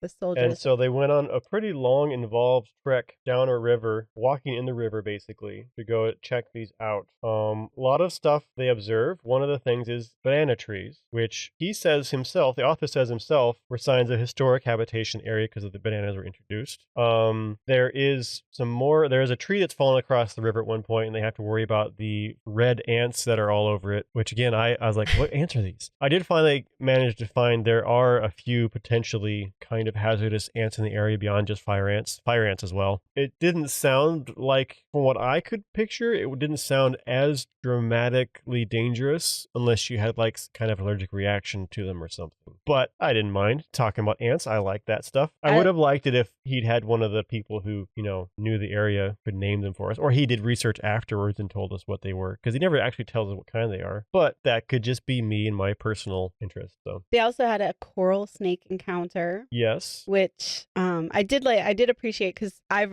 had coral snake encounters myself, and they're usually pretty docile, and I was like, oh, how is he going to portray the coral snake? Because I was kind of using that as a gauge as to how he is portraying the fertilants, because I have no experience with that. Right. But he does a good job. They're pretty docile. I've actually stepped on one. It just kind of laid there. Yeah. So I did appreciate that. And this is where Yoder shows back up, because he did and I didn't write a really detailed description of it, but he goes back to re-photograph some of the artifacts in the cache as well, I think. Well, we never quite finished the petroglyphs. Yeah, you're right. But basically that they didn't find the petroglyphs. They think the water might have risen enough they couldn't see him. So sorry, go ahead about Yoder. Yeah, no, he goes back to photograph some of the artifacts using a very technical photography technique at night. Yeah, and I was like, oh my gosh, I don't know if I could do that. He's just like, I'm going to get these photos, and especially alone, I feel like at night you'd want at least a person with you. Yeah, I was like thinking back to when the author was going to his campsite and got kind of turned around. When you're cutting through woods or whatever, through forest, your little tunnel doesn't always look like you think it does. It's not as easily especially found. One way versus the other. Yeah, so I was like, oh, this guy. At this point, they've walked it several times, I suppose. I guess, but then also you have like the animals and it's just like safety, like basic safety, like the buddy system. Take somebody with you. If this was even, relatively, at least presented, not as like murderous, like Colorado, you would always have someone with you. You would never do this all on your own. Yeah, it just seemed kind of reckless. Yeah. It seems to me like there's a bunch of people on this project that are just like so passionate about what they do that they're just like everything else be damned almost, like. Well, that's the way it's presented again. Yeah. So and I can see, I know archaeologists like that. Oh, for sure. But so it's not unbelievable. And if you're willing to go into this environment, I could see that being a tendency. Yeah. It just, I don't approve of that kind of thing. Yeah, exactly. I'm like, that's not good practice. I find guys. it fairly believable, but I don't necessarily find it admirable, which is kind of how it's portrayed here. So they get back to camp, and it's announced that more bad weather is expected, and they don't want people stranded, so they're going to start pulling people out that day. Like a day early, I think, right? 2 days? Okay. Early, at least, whatever it was. And the author is almost immediately has to go. So that's where we wrap up. He's a little bummed about it, but he's enjoying hanging out by the pool, which I would too at that point. I will note that none of these archaeologists have had any lobster yet, Tristan. No lobster. But they did apparently have the best hotel in that town, in Catacamas. Yeah, but no mention of lobster. No lobster. I'm just saying. Nope, no lobster for the archaeologists. So, chapter 19. I feel like there's a lot that could be said with this chapter, but also I don't have enough context to really present my arguments with confidence. Does that make sense? Or do you feel differently? I thought it was interesting. There's always kind of a connection between the protection of natural resources and the protection of cultural resources. And it was interesting to kind of see, like, I'm not familiar with this organization. Well, this organization seemed fine as far as I could tell. I was thinking more of the critiques we get in a little bit. Oh. 'Cause that's what most of this chapter is. Yeah, no, but I mean, I appreciated the discussion on, conservation. Mm-hmm. I appreciated when he got back to the hotel wanting to like change out of the wet clothes photos and stuff. Can be dry and yeah, I'm like, oh, that reminds me of my cultural resource management days. Nope.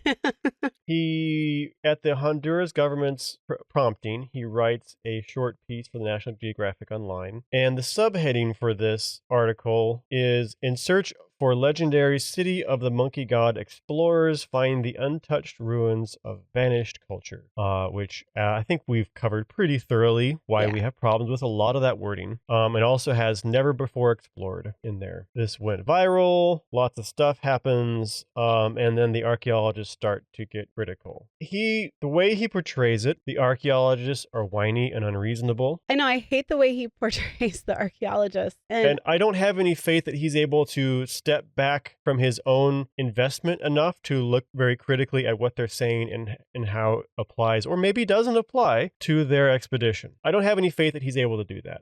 I agree. What I have seen in other cases, and I know you've experienced the same thing, Barbara, is sometimes groups will develop a certain kind of groupthink where they get, for whatever reason, invested in a particular course of action or a thing that's been done, and they are, as a group, they're unwilling or unable to listen to critiques or people encouraging them to do something different. And somehow the group is almost like reinforcing that tendency to not want to do that. Yeah. And that's what this feels like to me. I would agree. This chapter really bothered me, this portion of it. It started out great with the conservation and stuff, and then this happened, and I was like, oh, man. All their critiques are whiny babies and unprofessional and manipulating things for their own advantage. All the archaeologists who are on his side are fantastic and wonderful. Right. Yeah. And that right there tells me a lot. Yeah. And it could very well be that some of these critiques are not valid.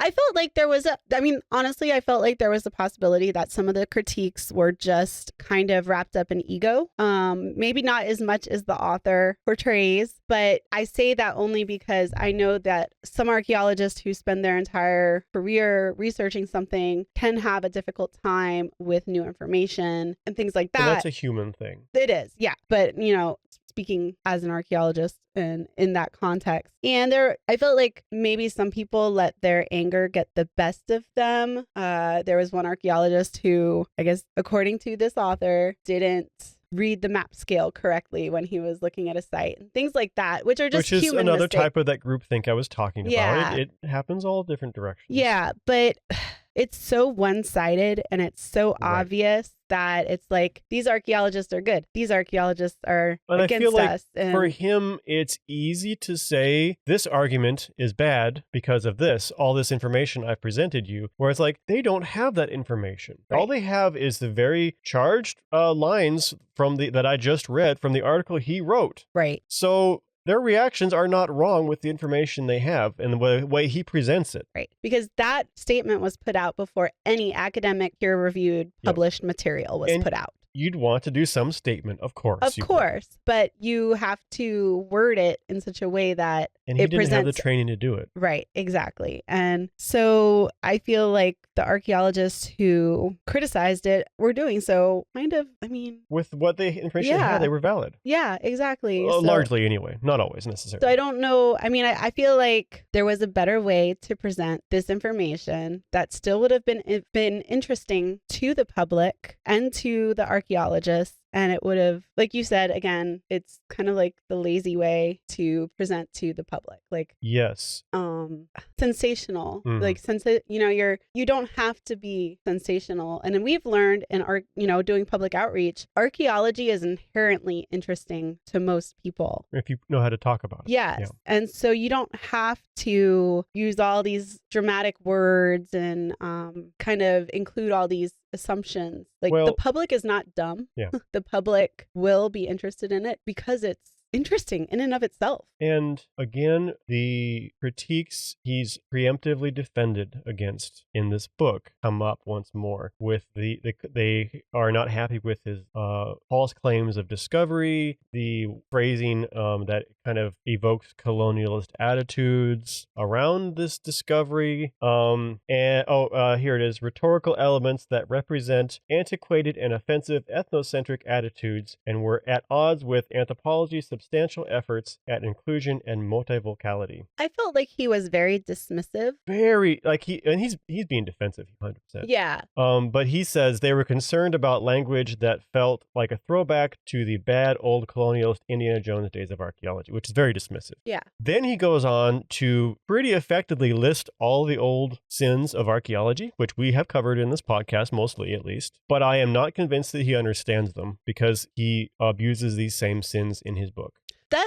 Yes. I was like, but it's almost like he's undermining them because they're associated with this discipline that used to do these things, that even though they don't anymore, and they are pushing back against it. Yeah, like it's okay for him to do it because he is outside the discipline almost. Well, it's very weird, but I don't even claims this is again his lazy argument that you can't write for the public and not do these things. And like I get, like, there is academic speech that is not something most people, including myself, typically want to read. But you are, of course, listening to people who are trained as archaeologists, as academics, who are also trained in presenting information in an approachable way to people who are not archaeologists. You can gauge for yourself how well we do that, but his argument, we know, is nonsense because we do this. Right, yeah. And I'm professionally offended by it. I was too. And like, on a couple levels. I know, obviously, I am biased because I am an archaeologist, but I also know that, yes, we have a history of doing the things that he stated, but we are doing better and we are trying to do better and we constantly try to improve. And some of the archaeologists, some of the criticisms are, you're ignoring the people you're studying. Yeah. You're doing what we used to do. We are trying to do better. Can you please do better as well? And they don't like that they're getting this publicity of doing this old style thing that is so harmful. Right. And that's a valid thing to be upset about. Yeah,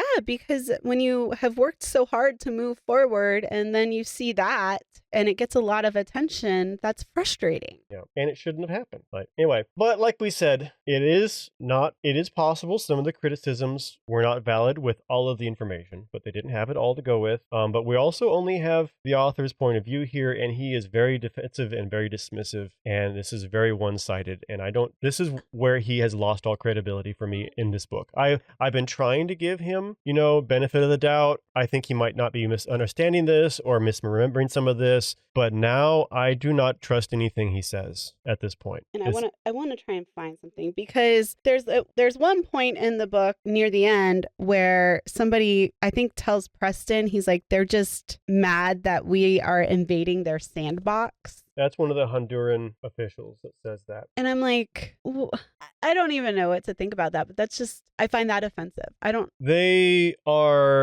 I feel like they are comforting themselves with the idea that the archaeologists are just doing ivory tower stuff and trying to keep non-archaeologists out, which is, if you actually listen to what they're saying, is the opposite, because they're saying we need to be including the people who actually, this is their heritage, and you aren't doing that. That's one of their major arguments. Yeah. So by actually, they're really making an alternative argument. And as I pointed out, and as the book demonstrates throughout this episode, when you have a professional involved, the quality of the work is not comparable. Yeah. Like the author undermines that argument himself. So if you can't tell, we're not happy. Yeah, it gave me the ick, Tristan. This is the low point of the book for me. So far. Right. We got a third to go. But Fisher protecting the site, high point. This ruins the credibility of the book. And I don't know that I can believe anything he says now. And it puts out everything he's written so far too. Which I already had a lot of questions, and because of the contradictions that he makes, and then this kind of just sealed the deal for me. I mean, we'll see how the rest of the book is, but this is gonna be kind of hard to come back from. Yeah. But as far as the rest of the book, we have one more chapter to go, which is, unless you really had something else to cover, I feel like we got it. No, I will step down from my soapbox. Yep, momentarily. We need to step back from that too. Yes. Our last chapter for this episode, chapter 20, we finally actually get some discussion about the local history and culture. I honestly was still upset enough by the previous chapter that I was not too invested in this, even though it's something that I wanted from the start of the book. So And it may be because I was upset about the way chapter 19 ended. But when I got to this chapter, at first I was kind of disoriented because it seemed to be out of place. Well, it belongs closer to the front. And I mean, I enjoyed the cultural discussion and, you know, he talked about some things that were of interest to me, but it was just kind of like, why was this not earlier? Right. Like, I would have loved, like, you get the context before you, like, they even reference Elkin's first expedition into the area, and then this site that was important for his discussion here was discovered right around that time. That should have been in that place. It should have been a part of that narrative there, I felt like. Anyway, he talks a lot about the Mayans, even though he's not saying that this was a Mayan culture. It's a different culture. But I also wasn't clear on exactly why we're getting like the history of the Mayan necessarily. Well, I guess some of that was certainly relevant, but I didn't feel like all of it was. And this is a question I have is like, I would just like to see some citations or something, because there's a theory and I don't know how valid it is because, like I said, he's lost a lot of credibility with me. Yep. One theory was that this group may have been kind of a offshoot of the Mayans. Potentially I felt like the argument was more likely that they were related to because linguistically they're related to South Americans, not the Mayans. They're from a different language group. But then he also talked about how some Mayans may have well, there was going to be exchange. It was I mean, with trade or warfare. But a lot of it just like I didn't need the whole Mayan history. And then we get some language that we know from, particularly from. I'm skipping ahead maybe too much too, so let me know if you need to backtrack. But we know particularly from Four Lost Cities that this kind of language and the sources for it are a problem. Yeah. I have here specifically talking about the Mayans. A creeping rot, environmental, economic, and social, have been undermining the society for some time and would eventually lead to destruction. Well, he uses Jared Diamond's book Collapse, right? Which we talked about when we discussed Four Lost Cities and some of the criticism of that book. Jared Diamond he takes a very finite kind of approach. Yes, and it is a very dated approach. The idea that the Mayan civilization died and disappeared. Which, if you go down to Mexico, there are people that speak Mayan. Right. You say that even if the cities, which was the point of the Four Lost Cities, even if the cities may or may not have ended, the culture did not. There are cultural descendants from that culture still alive today. And there were cultural descendants even then. But the fact, you have chapter 19 and how it ended. And then in chapter 20, you introduced Collapse as one of your references, one of the only named references in this book. And I'm like, oh goodness, here we go. And if chapter 19 hadn't existed, I would be talking about this and I'd be a little frustrated with it, but I wouldn't feel as negatively about the book as a whole as I do now. There is also a couple weird, and I have to look at it in the book, but he brings up, I guess, how in some cultures, and he's speaking specifically to the Mayans, the royal class becomes really, really large. And then he brings up, like the Saudi royals. I'm like, what? That is so... Does he mean now too? Or does he mean historically? I think now, because he brings up a couple times modern comparisons that seem like these weird little jabs almost. Yeah, but the Saudi royals thing too would imply doesn't fit. I'm like, what are you doing, dude? Yeah. Why are you... I don't know if he's that's his way of trying to relate an ancient culture to cultures that maybe people are familiar with today. Does everybody know that there are tons and tons of Saudi royals? I know they're ultra wealthy, but I honestly didn't know how many there were. I mean, and I'm just like, that's not even to me, it's not a great comparison. It's apples, oranges. It didn't help me understand the situation he was trying to describe. Right. And it just kind of felt weird. It was distracting too. Yeah. It's not good interpretation. Right. Yeah. It just seemed weird, and this whole chapter was weird. So we finish with once again highlighting, at least in my view, one of the reasons why you want the professionals, because there's a quote from Chris Fisher, once again, saying that the cities they are studying were bustling economic hubs in their day. They were not these isolated, remote areas that they see them as in modern day. Like, of course. Yeah. Like, reading this, I assumed that, and it's surprising to me that, but it makes sense to me now, too, that this was a bit of a revelation for the author. Because there was that whole, you observed that there was the whole, like, this, if I was a king, this is where I would hide my city. Like, no, it's a cultural and ethnic and cultural and trade hub. You don't want to hide that kind of thing. Yeah. It's so weird. Yeah. And I don't know. I feel like the author doesn't quite get it. I think it's very obvious. He can say the words to say he gets it, but then in subtle way or unsubtle ways, in other points, it's clear that he doesn't, I think. And it's, as an archaeologist, I find it a little frustrating because I don't know. Well, he's trying to present himself as reasonable by doing that, but he's not being, I feel like. No. And I would also like to know, like, he seems to like Chris Fisher, and he seems to like these other anthropologists and archaeologists and other scientists, but I want to know how much time he actually spent talking to them. Yeah. He observed them and he observed what they were doing, but did he take time to like say, hey, why are you doing that? Or why are you doing it that way? Right. And it's not evident that he does that in this book. Yeah. Anyway, I think that kind of wraps up this book, though. I think we can obviously ramble on and rant on for a while more, but I have to edit this, so I would like to not have to do all of that.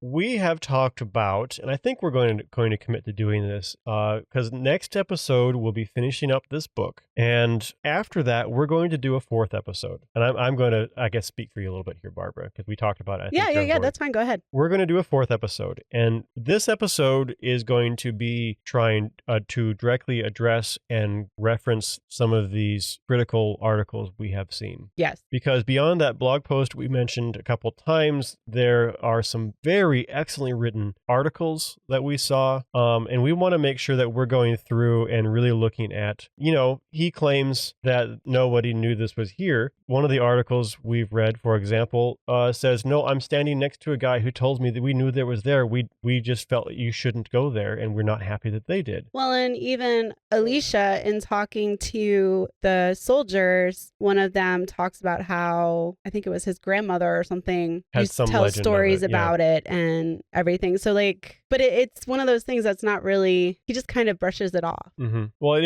isn't the course correction that it should be. Right. We feel like. Yeah. So anyway, we're going to do that. And a little bit of a personal news for us too is we're going to have to try and find a new recording studio. So we'll see how that plays out.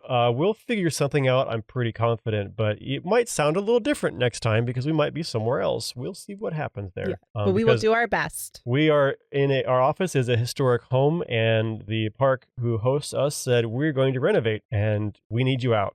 Yeah, which we're really excited about the renovation, and we really appreciate it. It'll be good for the house on a lot of things. Yeah. So it'll be great. They're being good stewards, and we definitely support that. So we just need to figure out what we're going to do. Yes. But until next time, we're going to start with chapter 21 and finish off the rest of the book. And I would normally say I'm looking forward to seeing how this concludes, but we'll see how it concludes.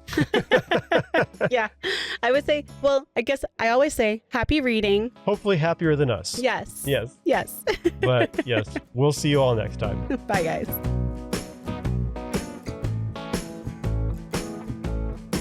Archaeology Books for Fun is brought to you by the Florida Public Archaeology Network, a program of the University of West Florida. You can find out more about archaeology and about FPAN at fpan.us.